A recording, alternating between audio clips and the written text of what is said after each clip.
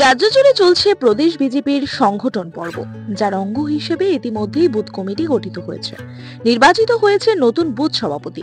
একইভাবে মণ্ডল নির্বাচনের মাধ্যমে মণ্ডল সভাপতিও নির্বাচিত হয়েছেন। স্বাভাবিকভাবেই সংগঠনের ধারাবাহিক কর্মসূচির অংশ হিসেবে কর্মী সমর্থকদের উৎসাহ রয়েছে চরমে।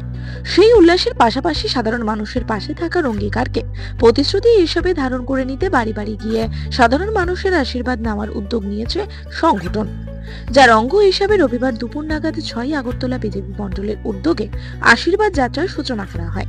এই যাত্রার সূচনা করেন বিজেপি প্রদেশ সাধারণ সম্পাদক তথা বিধায়ক ভগবান চন্দ্র দাস। সংবাদ মাধ্যমের সামনে আশীর্বাদ যাত্রার বিস্তারিত হিসেবে এই কথাগুলি বলেন তিনি। একই সাথে তিনি জানান, আগামী দিনে এই আশীর্বাদ যাত্রা 6 আগরতলা মণ্ডলের বিভিন্ন এলাকা ঘুরে সাধারণ মানুষের কাছ থেকে আশীর্বাদ গ্রহণ করবে নবনিযুক্ত বুথ সভাপতি সহ মণ্ডল সভাপতি। অ্যাকচুয়ালি আপনারা নিশ্চয়ই জানেন যে আমাদের সংগঠন পর্ব চলছে, তারই অঙ্গ হিসেবে আমাদের প্রাথমিকভাবে বুথ কমিটিগুলো গঠন করা হয়েছে, নতুন বুথ সভাপতি নির্বাচিত হয়েছে এবং পরবর্তী সময় আমাদের মণ্ডল কমিটি নির্বাচিত হয়েছে। এটা উৎসবের মেজাজে সেটা আমরা করেছি।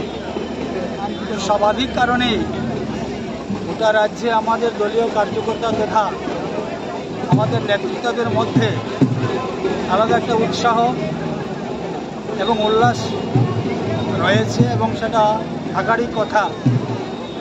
তো আমাদের এই 6 আগরতলা মণ্ডলে আজকে আমরা আমাদের সকল নবনিযুক্ত বুথ সভাপতি এবং আমাদের মণ্ডল সভাপতি, আমাদের এই বিধানসভা কেন্দ্রের তথা এই মণ্ডলের যিনি বিজিত প্রার্থী তথা ত্রিপুরা প্রদেশ কমিটির সহ সভানেত্রী শ্রীমতী পাপিয়া দত্তা মহোদয়ার প্রচেষ্টা এবং ওনার উদ্যোগে এক জন আশীর্বাদ র্যালির আমরা আয়োজন করেছি।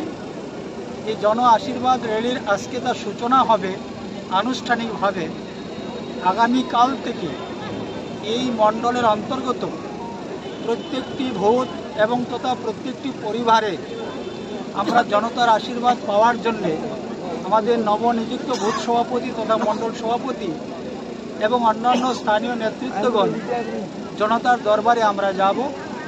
ভারতীয় জনতা পার্টি শুধুমাত্র সংগঠনের জন্যই সংগঠন করে না, জনতার পাশে থেকে জনতার আশীর্বাদ নিয়ে আমরা রাজ্যের সঙ্গে প্রত্যেকটা মণ্ডল এবং ভোটকে আমরা কীভাবে আরও বেশি থেকে বেশি উন্নত করতে পারি, তার সেই জন্যই ভারতীয় জনতা পার্টি আমরা কাজ করে থাকি এবং এই কমিটির মাধ্যমে আমরা জনতার আশীর্বাদ নেব। আর আজকে তার শুভ সূচনা আমরা এই জায়গা থেকে করতে চলেছি। ব্যুরো রিপোর্ট, দৈনিক প্রহর।